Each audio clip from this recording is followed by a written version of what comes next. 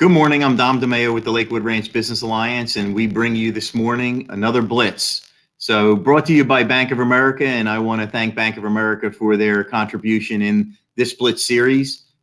This morning, we will see a community leader, David Otterness, a principal at Willis Smith Construction, and Cheryl Barone, our moderator. I wanted to thank David in advance and Cheryl in advance for their time this morning, giving back to our members, helping them understand changes that they could possibly make throughout their companies as we continue to work through challenging times.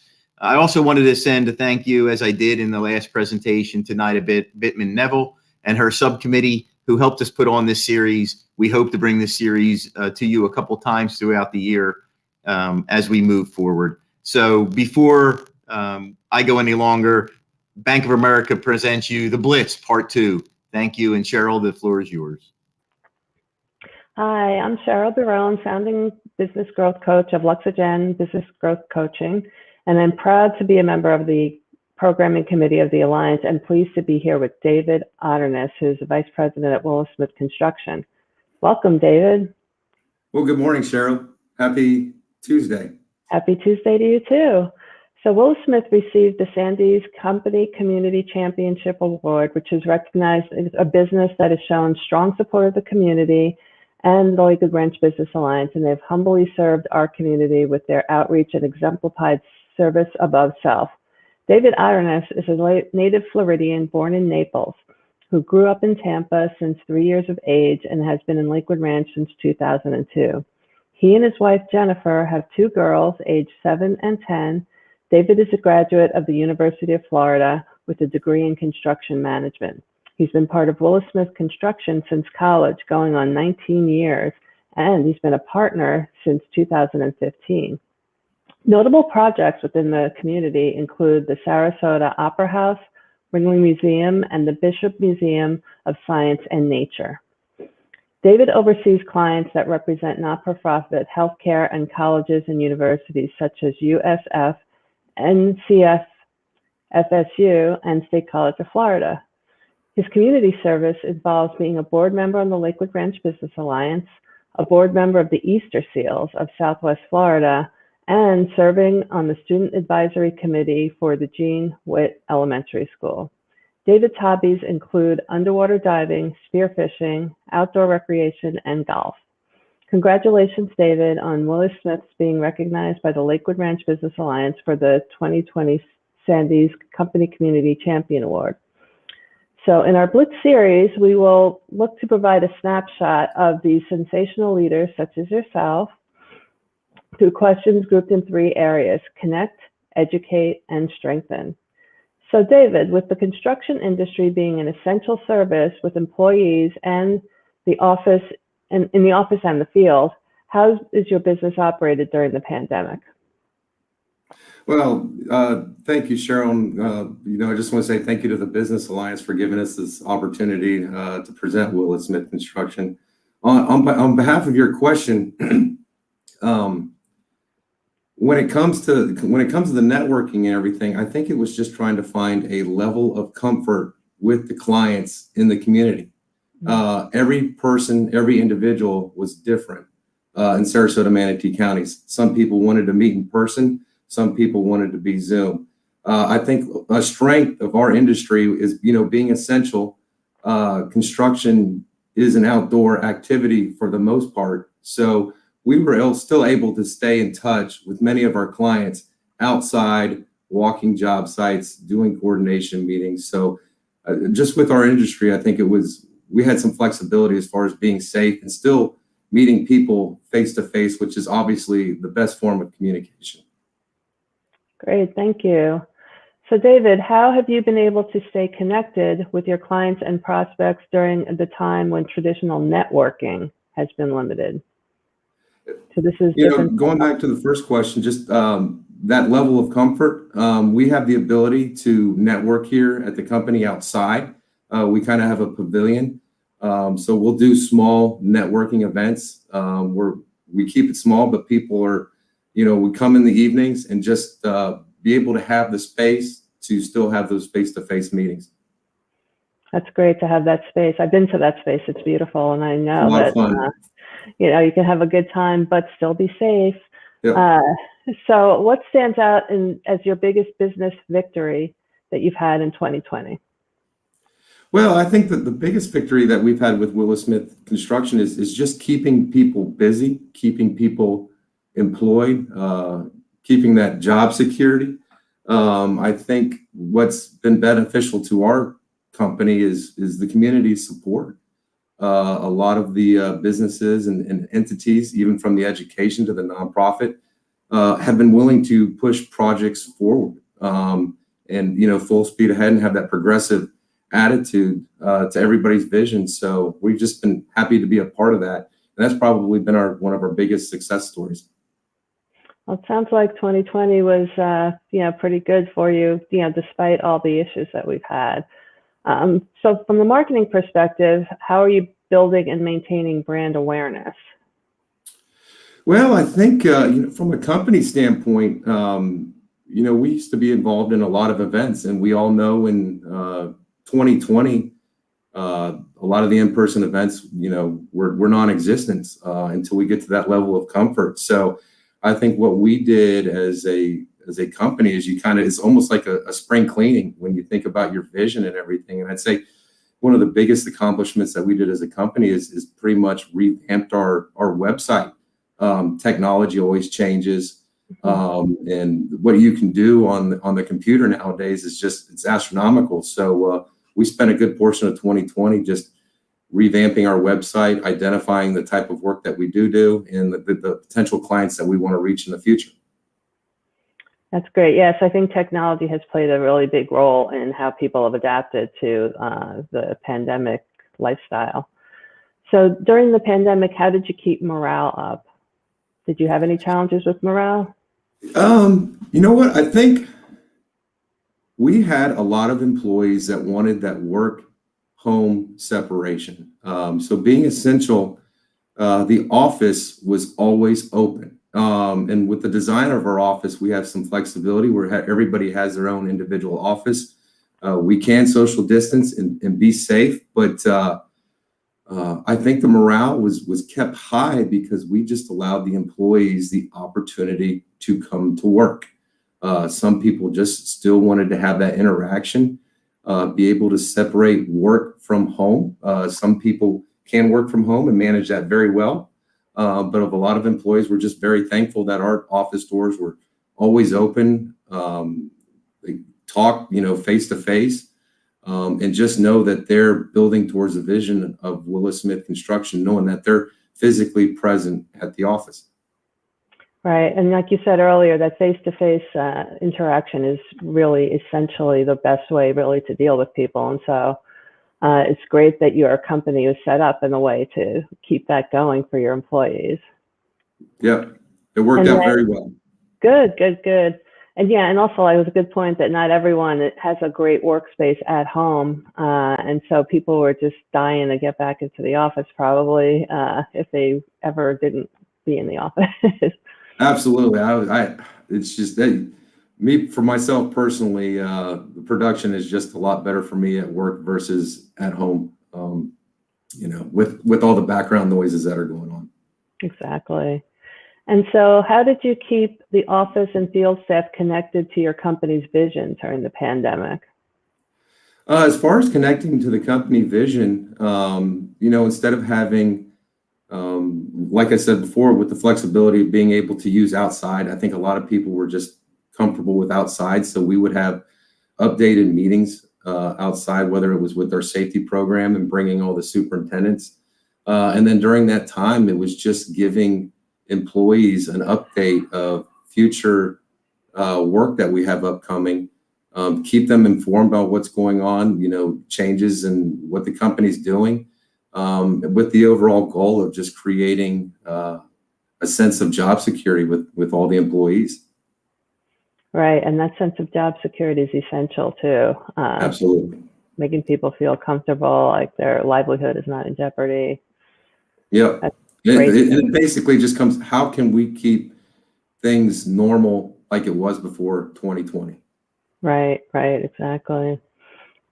And so from the educate perspective, it's important to foster leadership development at all levels, from top to bottom. So David, what are some of the ways that you and Willis Smith encourage continuous improvement amongst your entire team?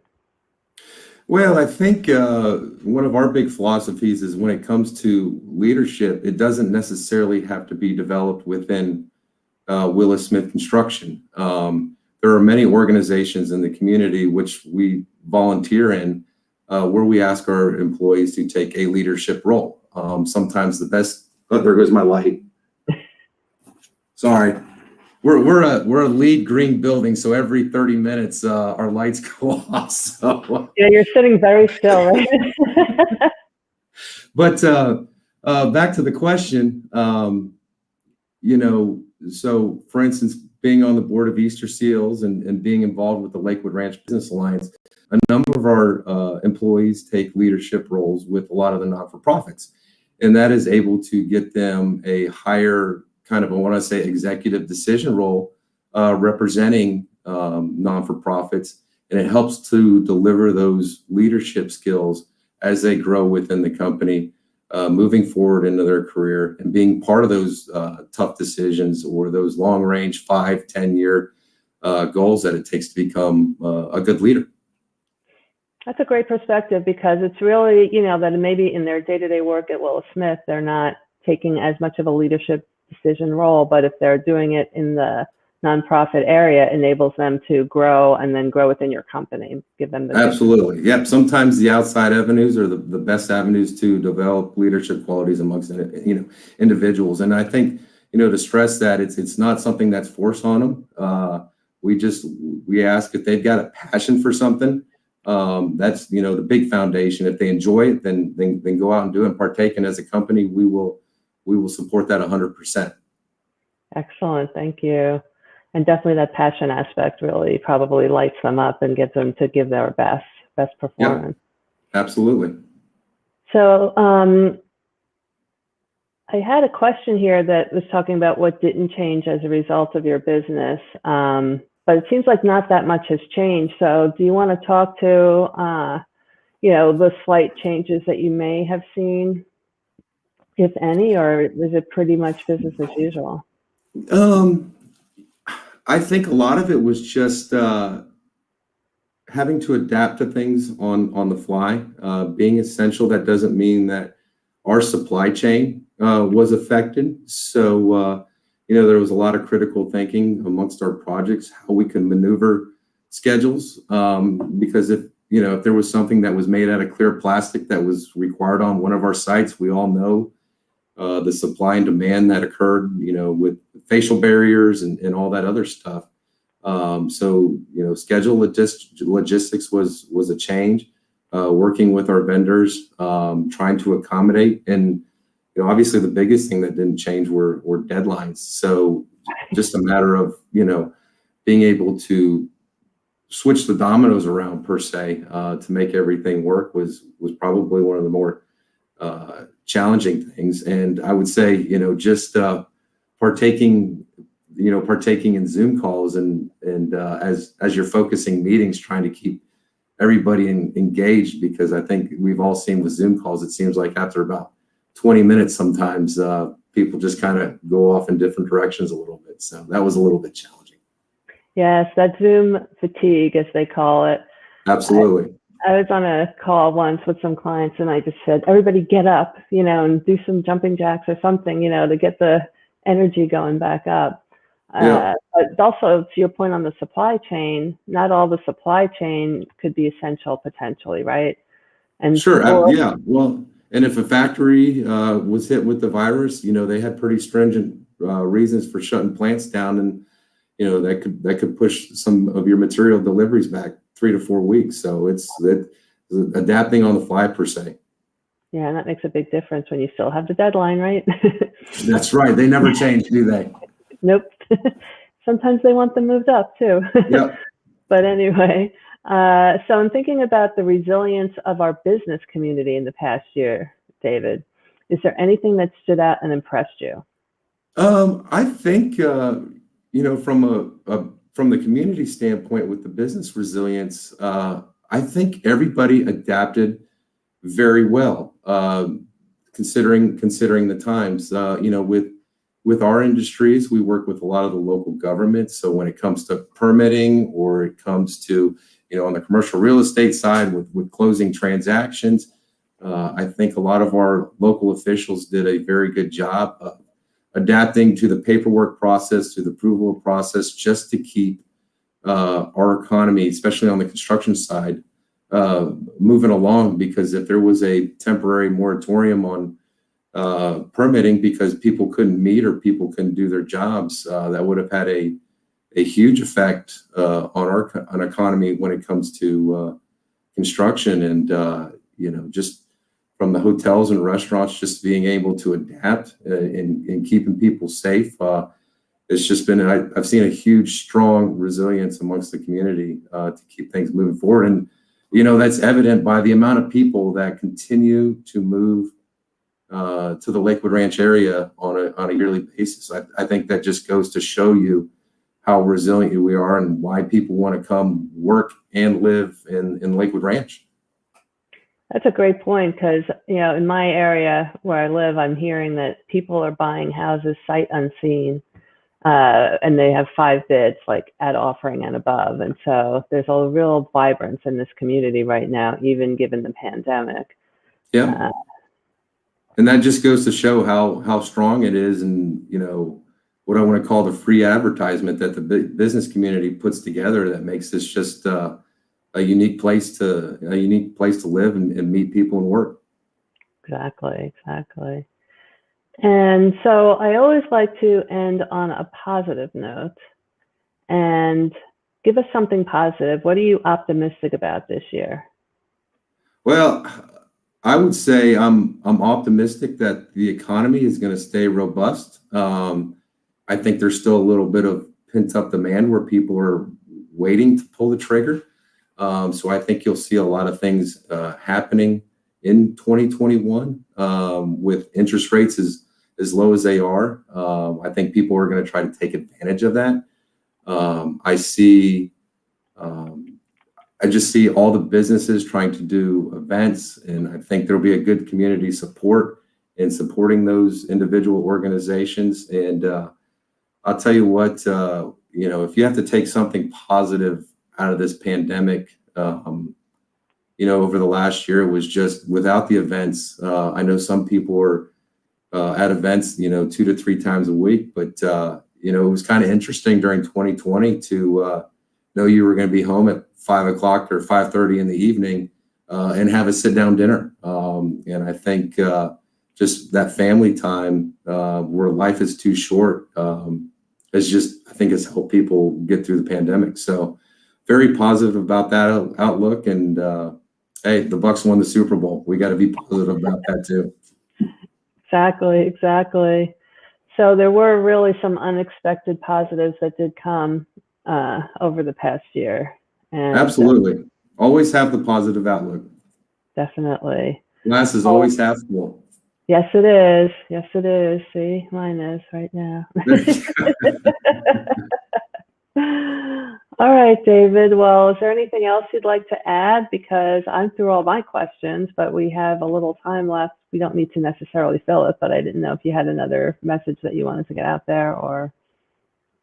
Yeah, no, I think, thank you overall. I think as a company, we're flabbergasted to win the Community Sandies Award through the Lakewood Ranch Business Alliance. And Cheryl, was great working with you during this interview, and just hearing how strong this community is. And from Willis Smith to the rest of the business community, we just hope everybody has a successful year of 2021. We get through this, and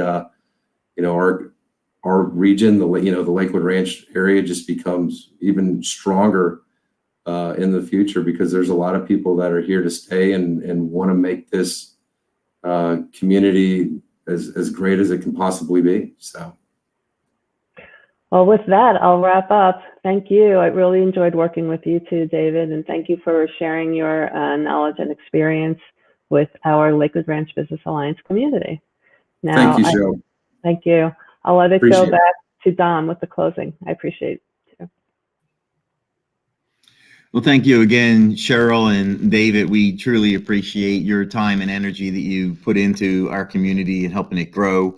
David, Willis Smith is and always will be a sign that we see across the region. And Cheryl, you're in a quick time in our community making a statement as well. So thank you. We have 3 additional series or parts of the series coming up. February 18th, that's a Thursday, March 2nd on a Tuesday, and then March 16th, Tuesday. Please feel free to tune into them. And 2 additional events that are coming up. Feb 10, which is tomorrow. We have a Just the Facts vaccine, what employers need to know. It's going to be a virtual presentation, so it's an opportunity. We've got a strong attendance, and we think it's a good message to hear. And on February 26th, we have our annual meeting coming up.